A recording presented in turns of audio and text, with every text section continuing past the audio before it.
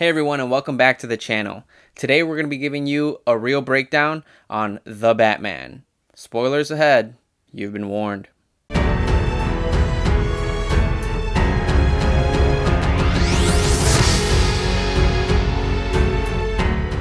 What's up everyone, and welcome back to the real breakdown. I'm so excited, I'm so elated, I'm so happy to be talking about The Batman with you guys today. You guys know that this has been my most anticipated movie of 2022. Now guys, for today's video, we are going to be trying something a little different. Now, I'm going to be breaking down this movie in a few different categories, covering the pros, the cons, the acting, the directing, the score and sound, the writing, the plot, and as well going to be talking about some of the expectations going into the movie and if they were met. So a little bit different, guys, but hoping to give you guys a more in-depth review of this film. Alright, so you guys got to see my straight out of theater reactions, and since then I have seen The Batman once more, so I've seen it twice now. So let's get right into it and start off with the pros of this film. To me, this movie has a great story. It has a great story that is very plot driven, but at the same time is also very character driven. In this movie, the Batman and the Riddler are the main parts of the film, which you would think, obviously, yeah, but I cannot emphasize enough, and we'll talk more about it in depth a little bit later.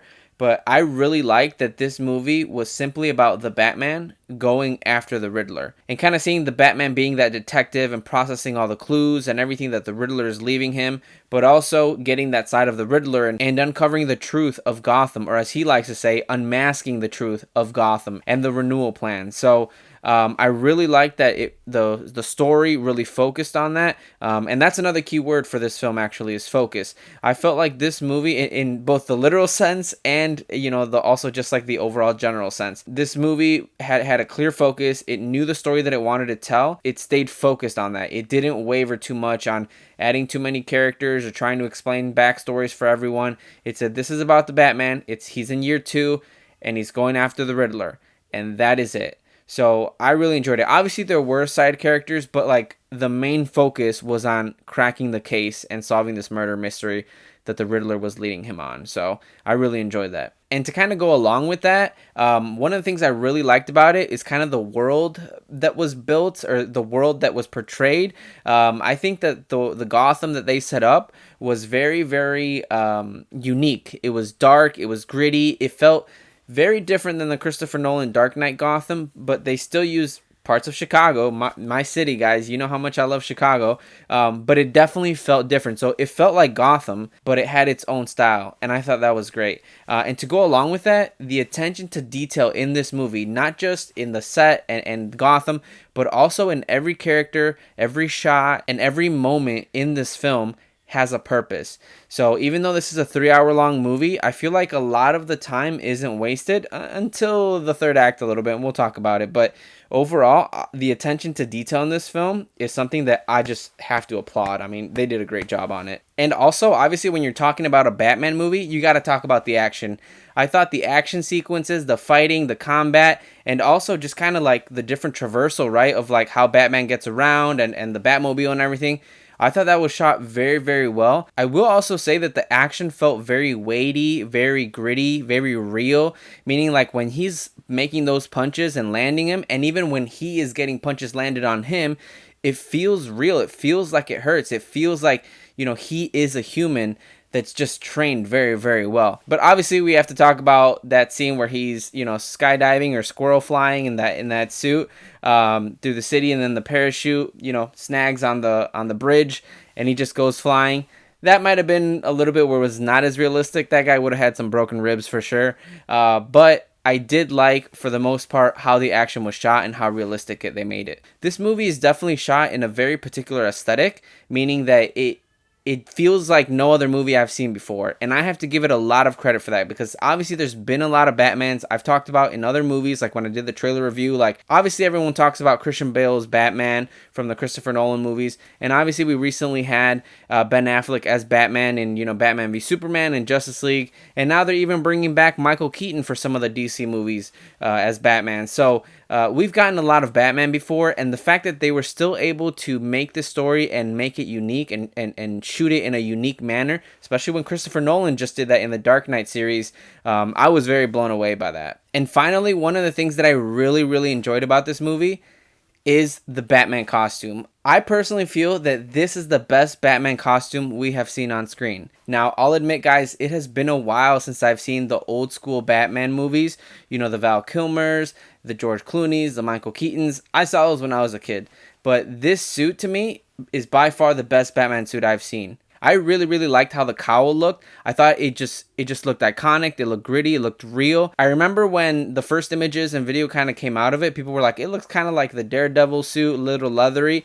I really liked that about it. And obviously having his actual, like the torso piece being like armored, I thought that was really cool. But like the leatherized cape and like the cowl, I thought was really cool. It looked realistic, but also stylized. I just really enjoyed the look of it. Another thing that I actually really liked, and I wasn't sure about at first, was the Batarang and like how he kind of had it in his chest piece. Now, it was cool that he pulled it out. I didn't think he was going to actually pull it out of there, but when he did, I thought that was really cool and something that I personally just hadn't seen. And also a big thing that not a lot of people think about is that this suit looked like it was a lot more mobile and like user friendly. Like the movement in it looked more natural, right? I mean, obviously Michael Keaton's Batman and like the fact that he could only turn like this, and then similar with Christian Bale, and just some of the way how he had to, his suit would just kind of make him stand like this a lot. This was different. It looked like it was a lot more user friendly for him, and it just helped a lot with the action sequences, and it just looked more real, to be honest. So obviously no film is perfect. This film does have cons. There are a few things that could have been done better, but I'll be honest, guys, the list is pretty short. The first thing, and I think the thing that most people are going to complain about, is the length. This movie is a true 3 hours. You heard me say it in my out of theater review. This is a long movie, guys, and I do think that in those last 10 minutes, you can cut a bit of those scenes. Do we really need those scenes with Catwoman just basically saying goodbye and having that lengthy, taking their time, sweet conversation, and then jumping on the motorcycles together, and then we get shots of them going through a winding road and kind of like racing or something, and then splitting off? I mean, what is this? Fast and the Furious? We're saying goodbye to Paul Walker, R.I.P. Paul Walker, I miss you, man. But no, so I thought that was a little, too much. Like I said, the first time I watched it, I was like, I need to go to the bathroom, why isn't this ended? The second time, I didn't have that issue, but it did feel long. Like those scenes just aren't really needed. And also, let's talk about that scene at the end with the Riddler in the jail, and obviously we hear that voice.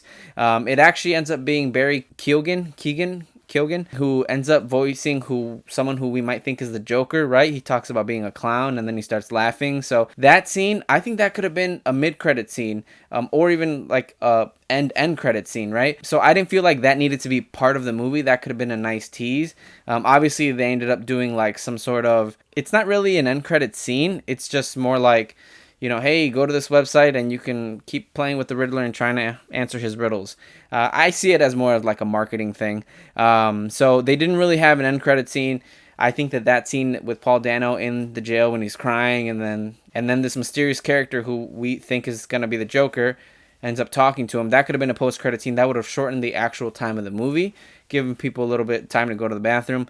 So the length for sure was a bit of an issue for me. And I will say, even though it was one of my pros, is like this kind of like stylized and unique look to the movie, there were a few times where it felt a little overbearing, or it just felt like it was a little too much. We'll talk about a little bit more of this under cinematography, but the use of focus and bokeh and like just blurring things out and focusing on certain things on the screen, I thought that was great for the most part. And like I said, it gave it a unique look to the movie. It stylized it. But there were certain times where it was too much. I'm particularly talking about the car chase scene with the Penguin. For the most part, it's a great car chase scene. I'm not saying it's a bad car chase scene, but what I am saying is that especially when they get to that part where the Penguin starts to like mess with the trailers, he hits a trailer, and then the trailers start going all over the place, and then the explosion causes, and then the Batman jumps through the flames, and it's a great scene. But in that moment when he starts hitting the trailers to like mess them all up, I don't know what's going on. I just see a bunch of shots. Some of them are blurry. Some of them are sharp. And it's like a trailer's going this way, and a trailer's going that way. You can't really tell what's going on. I've watched it twice, and the second time I specifically focused on that scene to try to piece together what was going on, and I couldn't. So all you know is that trailers are moving, cars are crashing, the next you know, boom, explosion, and then Batman, you just see him go, and then out of nowhere, a ramp appears in front of him, and he shoots through, and then we get a cool scene of him jumping through flames in his Batmobile. But in times like that is where I'm like, whoa, I just got kind of lost because of all the bokeh, the blurriness, the focusing, and shots being too tight and not really giving me full context of the scene. Now, that could have been strategic for how they were trying to shoot the scene, but it did lose me a little bit there. So that was one thing where there were certain times where I'm like, man, every single shot of this film is not fully clear.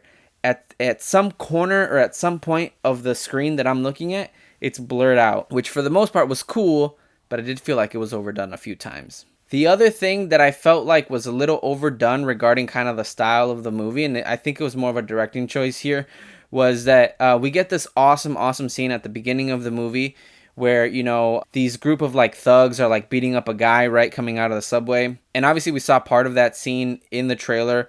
You know, who are you supposed to be? And he beats him up and he's like, I'm vengeance. Before that, though, when he comes out of the shadows, and obviously in that whole intro sequence, which I really love, like that first 10 to 15 minutes of the movie where they're explaining that it's Halloween, where he's saying the element is out there, but I'm there too. They're scared of the shadows because they think I'm in everyone. You know, I really like that. And when he comes out walking with those boots that literally sound like he's got spurs and he's like some sort of sheriff that people are scared of, for like we're in the Wild Wild West and this is like the tough guy that no one wants to mess with. That was really cool. I dug it, especially in that scene in the intro. I thought it was great. However, they did do that 3 different times in this movie. And it's literally the same walk where he's walking out like this. And the first time it was cool. The second time I'm like, oh yeah, nice. And then the third time I'm like, okay, are we just going to be stoically walking into every scene, always coming out of the shadows? So I felt like, look, it's not a huge complaint, but that third time I just really noticed it, and I was like, okay, we've done this one too many times, you know? But I do like that whole idea of, like, people are scared of him, and when they hear those boots coming down, that's when you know you're fucked, basically. So that was my one other, that's more of a nitpick, but that's it, guys. Those were my only issues with this movie. For the most part, everything else I really enjoyed. All right, so next up, we're going to be talking about the cinematography. As I mentioned before, this film had a very particular look. The best way I can describe it is that this film is gritty, it's dark, it's moody, it's brooding. And although you might say, well, hey, wasn't Christopher Nolan's Batman just like that? My answer would be yes. That kind of describes what the Christopher Nolan Batman movies were, but this is different. I feel like this was taken to another level. And now when explaining it to people, you know, they'd be like, wait, so how can this Batman movie be darker than the Dark Knight movies? I don't necessarily mean in violence, and I don't necessarily mean in cruelty. I mean it literally. This movie is dark. Guys, when really looking at it, I would honestly say that only about 10% of this film takes place in the daylight. The rest of the time, it is nighttime. And I would even say that about 60, maybe to 70% of this film is in the rain. Like, that's the kind of atmosphere, that's the kind of shots that were chosen, that's the kind of setting that was set for this movie, was that it was dark, it was gritty, it was raining, and that's just how the Batman is. Now, going more into some of the shot selection of this film, I have to say that this movie had great, iconic Batman shots. What do I mean by that? In this movie, there's at least 7 shots in this film where the Batman is doing something, and it just looks amazing. Whether he's just standing, jumping, brooding, rappelling, driving, or even just overlooking something, they made him look so awesome, so cool. And honestly, just some of these shots here, like the few that I can think of are, you know, when he literally, after he beats up that one thug that from the trailer, that then he gets up and everyone's just kind of like, whoa. And it's just, those shots are so powerful because without saying anything, they tell you what all these characters are thinking, what all these characters are feeling, and how the Batman really is looked at in Gotham. The same when he's just literally standing overlooking the city, or when he's, you know, obviously driving those some of those driving sequences, like the one where he's bursting through the flames. Those are really cool. I have to say, man, Robert Pattinson as the Batman, and just with that costume that I love so much, he looked really cool and he looked really awesome and he looked iconic. And that's what I'm trying to get at here. There's iconic shots with what I think is a very iconic costume. And these are going to be things that we're going to be thinking of for a long time. Just how with the Dark Knight and the Batman and the Joker and you know, like the smile and certain things, like those are iconic for those films. This movie is definitely going to have some of those. And also, obviously, something we already talked about a little bit is the use of bokeh, the use of focus in this movie. I thought was really cool because especially in a movie where it's kind of a mystery and you're trying to solve what's going on here with the Riddler, the fact that they use focus to tell the audience this is what you need to look at and the rest don't worry about for now. I thought that was really smart.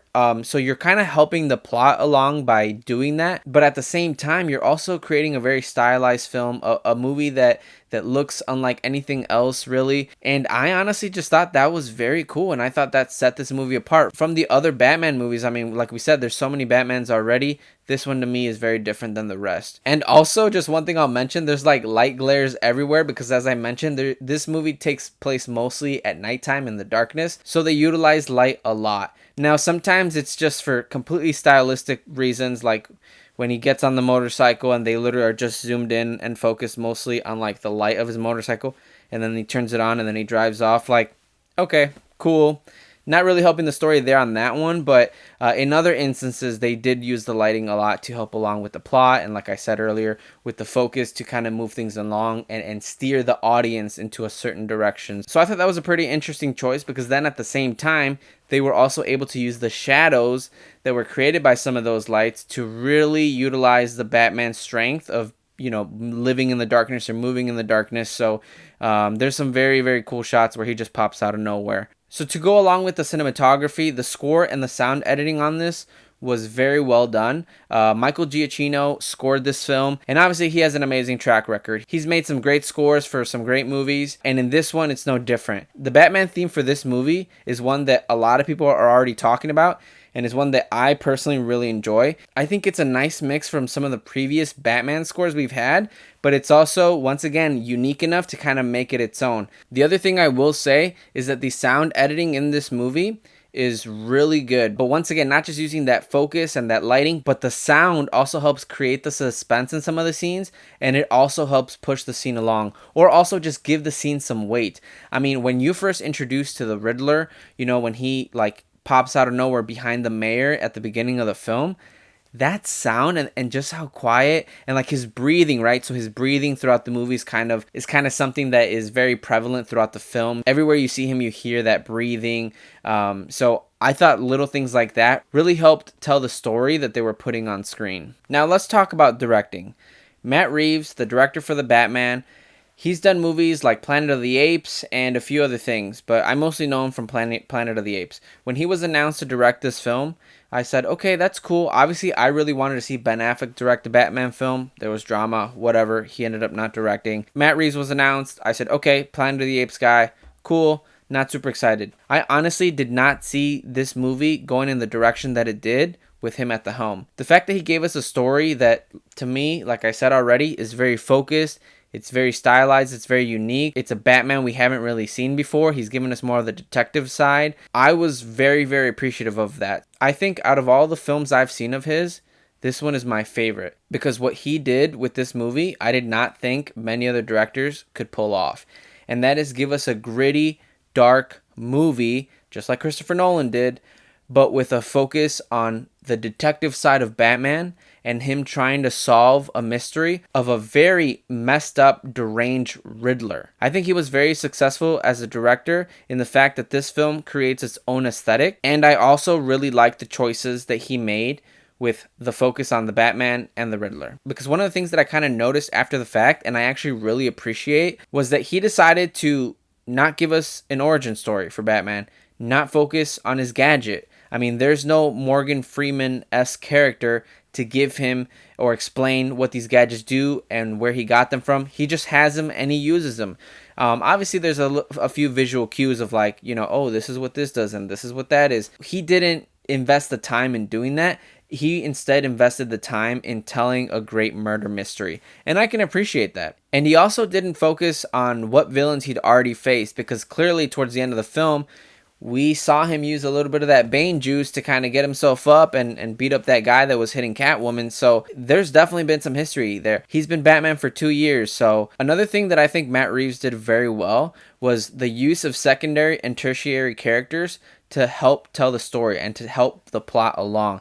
Characters like Catwoman, who had a much bigger part than I thought in this film. Jeffrey Wright as Jim Gordon, I thought was great, and I thought his partnership with Batman in this movie was vital to the story of this film. The Penguin, who was a scene stealer in so many of his scenes, he had a part in telling the story as well. Carmine Falcone also had a bigger role than I expected, and I did not think John Turturro was going to be in there and be as good as he was. And obviously, guys, the Riddler. The Riddler played a huge part in the movie. And even though this is a Batman movie, I would say that the Riddler was just as much of a primary character in this film as the Batman, because it really was it was Batman's story, but the Riddler is the one who pushed it along with all the murders and the information about the renewal program and how the Waynes were involved. All that stuff came from the Riddler. But I did like that all these other characters played a role in the story as well, and I thought it was interwoven and written very well. And so let's get into the story and plot a bit.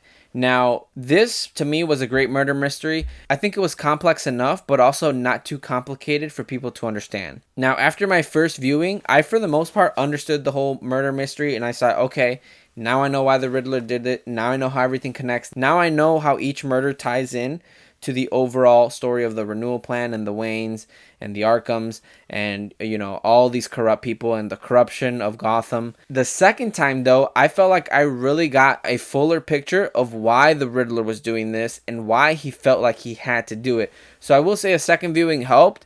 That's what I'm saying. It was complex enough, but also not too complicated where, like, the first time walking out, I wasn't like, wait, so how did everything tie in, or why did this person do that? Like, I know that was explained well. I got it. Everything tied together. But that second viewing really helped flush everything out. Another thing that the writing did really well with this film was that they introduced us to this Batman in a variety of different ways. One of them obviously being verbally, with the little notes he was writing and the commentary he was giving us about like the 2 years he's been Batman and whether he thinks the city has changed or not. He does a bit of commentary in the beginning, maybe in the middle, and I think at the end of the film. But also there were a lot of visuals that helped us tell the story of this Batman. Kind of like the way he looks at the mayor's son, and you can just tell how broken he is about the passing of his parents, and then obviously later why that affects him so much when Carmine Falcone tells him the type of person that his father was, and even the little contacts he wears on his eye that records everything, and he's able to play it back afterwards. I mean, those are the kind of things that tell you, okay, this is the Batman, this is the tech he's using, this is what he's going through, this is what's important to him. And, those conversations with Alfred, and when he says, like, I don't care if I die, I don't care about the money, I don't care about the Wayne legacy, like, the legacy is this, the legacy is Batman. And because, as I mentioned earlier, this movie is 3 hours long, and it's kind of a lot of story to tell through, I think that they did a good job of not really wasting too much time throughout the movie. I was entertained all the way through. And yes, it's a long movie, but I truly did not feel bored once or lost interest or distracted by anything. The only caveat being that, like I said, the last 10 minutes had a few elongated scenes that I think didn't need to be there. So other than that, this movie is just bang, bang, bang, which I think allowed them to tell the full story that they wanted to get through. And I think one thing that a few people have kind of been complaining about, and I think that I could see where they're coming from, is that the third act does get a little too big for itself. With the whole flooding and then the snipers coming out. It was a lot. I think that this story does a great job of building the murder mystery up and kind of giving you clues along the way. And I personally do feel that the end comes to a nice conclusion and the climax is a good way to kind of bring that third act together and finish the story off. But I have heard some people say that, they feel like it was a little too much, or it just didn't tie in very well, or it was a little all over the place. And I can kind of see where they're coming from, but for me, it worked. The flooding was a bit much, but then again, obviously the Riddler wants to go out on a big note, so I could see him planning something like that. Now, the one thing about the plot that I thought was very interesting, and I think they did a great job on, was this whole renewal plan. Now, throughout the movie, there are a lot of little, not Easter eggs, but a lot of little hints of things that are going to come up later or mean something later. One of those being the renewal plan. At the beginning of the film, you see that thing stamped all over the place, whether on a billboard or like certain buildings have, little papers or posters on them that say like, oh, this is part of the renewal plan. And then you hear about it in the background, but then once it's revealed that all these people became corrupt because after Thomas Wayne was killed, that $1 billion that was left in the renewal fund, everyone jumped in and tried to get a piece of. I thought that was so smart. I think that part of the story is what really sells it for me, because it totally makes sense. What would happen if a billionaire pledges all this money, puts it in a fund, and then he immediately gets taken out, and now all that money is there for government people, cops, mobsters to take over and try to get a piece of? Like, what happens to all that money? And the fact that the Riddler was able to unmask this, and yeah, after all the promises of this plan and nothing came out of it, where is the money? Where is that money going? And why has progress not been made? I thought that whole casing or that whole shell of the mystery, that it all revolved around this renewal plan, was really smart. And I like that they interwove all those different characters to this plan one way or another. I mean, even Thomas Wayne and the Waynes and the Arkhams and everything. So to me, that was the smartest part of the plot.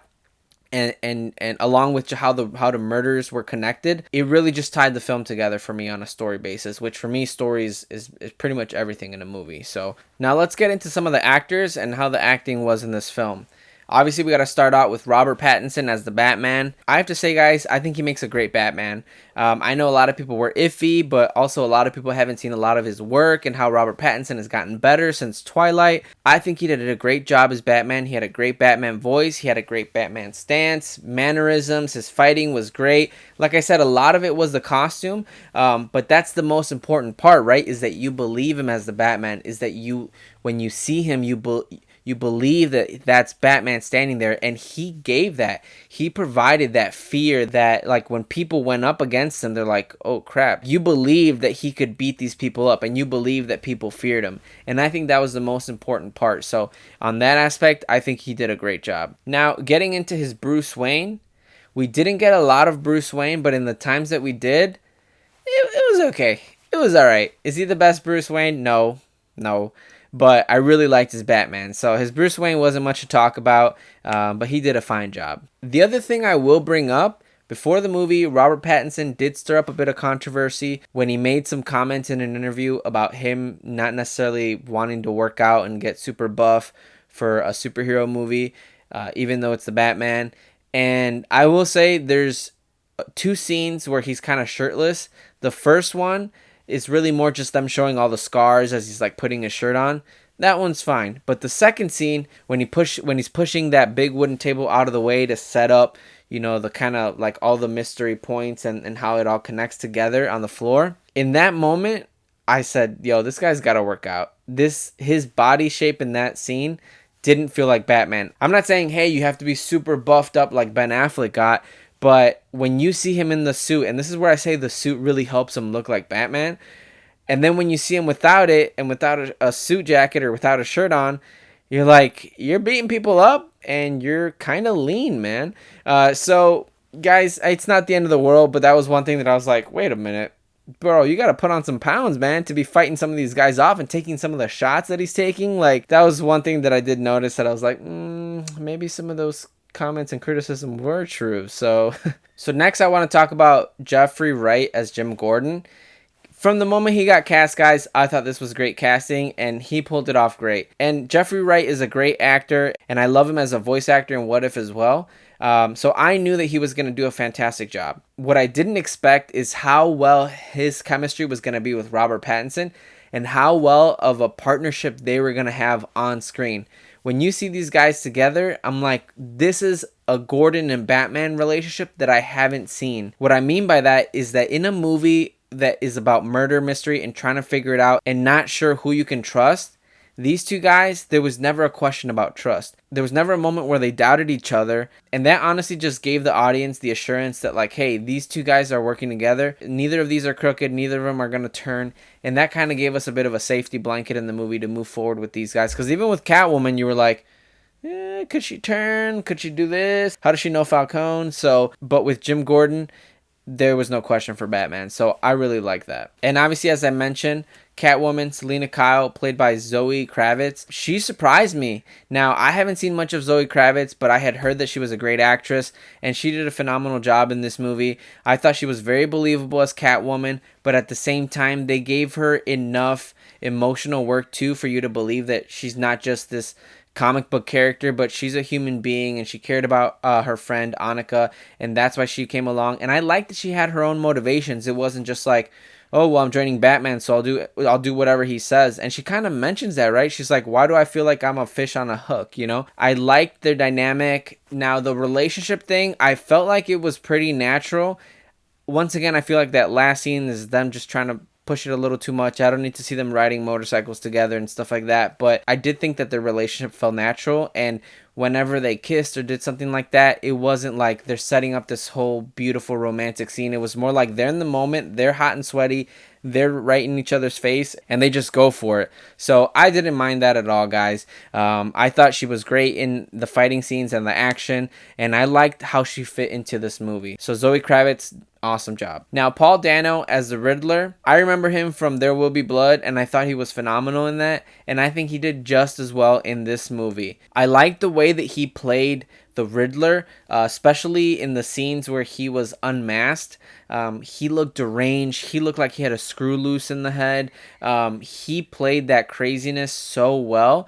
But I also liked that when he had the mask, he was very scary. He was very believable as like this killer and murderer. I would say that my favorite scene from him was right in the beginning where he murders the mayor, and just the way he was just standing back there, and just his costume design and the way he just wailed on him with that, you know, carpet removal tool. It was just really great. And just the shots of him ripping the tape up, which we saw in the trailer. Very, very cool character. I liked his motives. I liked that, you know, he mentions that like his strength is his IQ, and obviously he planned everything out, and he had like even recruited all these people to do his deeds for him. Now, was he a little bit over the top sometimes with some of the screaming, and especially the crying at the end? Yes, but the screaming when he's talking to Batman in Arkham, I actually didn't mind that. I think that kind of helped, you know, that image of a deranged person who's also a murderer. I didn't mind that. I kind of didn't really like the crying as much at the end when he's talking to the Joker in his jail cell. That to me felt a little over the top, but everything else I thought he did a good job on. And also, the one character that I didn't think I would be talking about, but I am, is Colin Farrell as the Penguin. Guys, this guy, wow, what a transformation. You know, the makeup and prosthetics team did a great job of transforming Colin Farrell into the Penguin. And wow, what a scene stealer. Every scene that the Penguin was in, you just focused on this guy with the way he carried himself, the way he talked, and how his mannerisms, and even the duality of the character. Like, you know, he plays it cool when he's talking to the Batman and he's questioning him about the photos with Annika and Mitchell. But then also when you see him in mob boss mode, where he's literally just got a machine gun, is just shooting and yelling at whoever's trying to steal his money from his drug run. I mean, it's one of those things where you're just like, wow, the duality of this guy, and also just the performance, and the fact that they're making a spin-off series about this character. I think it just totally makes sense with the ending, you know, and how there's going to be a power grab, and obviously the Penguin's going to be involved. So I'm very excited to see what they do with that. All right, so the last thing I want to talk about here, guys, is the expectations. This movie was my most anticipated movie of 2022. Ever since that first trailer came out, I've been waiting for this film. I was very excited to see that Robert Pattinson was cast as the Batman. And going into this movie, I did have some pretty high expectations. I always try to temper my expectations a bit when going to a film, because I don't think it's fair for a movie, you know, if there's all this speculation and you think all these things are going to happen. So I also went into it without having seen any TV spots. I only watched the first two trailers, and that was it. I didn't see anything else. So when that funeral scene had come out and all these other scenes, I hadn't seen them. In the end, guys, what I can say is that this movie absolutely not only met my expectations, but also exceeded them. So, and that's huge, right? Because nowadays, in a world where things get leaked and there's all this speculation and all these characters are popping up and so many things that can happen, especially in the superhero film community, sometimes expectations can really affect the enjoyment of a film. But I'm happy to say that with this, there was none of that. and I honestly had a great time watching it. Now, one thing I do want to mention real quick is obviously there's going to be a lot of comparisons to the Christopher Nolan Batman films, and rightfully so. Up to this point, they have been the gold standard for what Batman films are in modern times. And here's what I'll say about that. This Matt Reeves version of Batman feels like a grittier, moodier, broodier version of what the Dark Knight films are. What I mean by that is that this movie makes The Dark Knight look like a more polished and more modern film. Like, in those films, there's actual daylight. Like, there's plenty of scenes with daylight. In this movie, like I said, there isn't. And it just kind of has this different feel. And to say that is not a slight on either film. I think both of these films are great, and they're both going to go down in history as some of the best Batman films we've ever gotten. And even though this Batman movie is very stylized and different, I think it's just as smart, detailed, realistic, and intense as the Christopher Nolan Dark Knight films. So honestly, for me, guys, I know a lot of people are going to be drawing those comparisons and saying which one's better. I'm just happy we have both. I'm happy that I have the Dark Knight, and now I have this Matt Reeves version of Batman that are both kind of similar in many ways, but at the same time, they have their own flair. I mean, Christopher Nolan, who's one of my favorite directors, has his own touch, has his own taste. So when you watch a Christopher Nolan movie, you know it's his, even the Batman. And so I'm very happy with both of these movies. That's just kind of my take on it. And so guys, with that wraps up this real breakdown review of The Batman. Once again, guys, had so much fun with it. I highly recommend it for everyone. Thank you guys for checking this video out. And with that said, guys, we will see you in the next one. Hey everyone, thanks for watching. Please like and subscribe, and stay tuned for what's next to come on The Real Breakdown.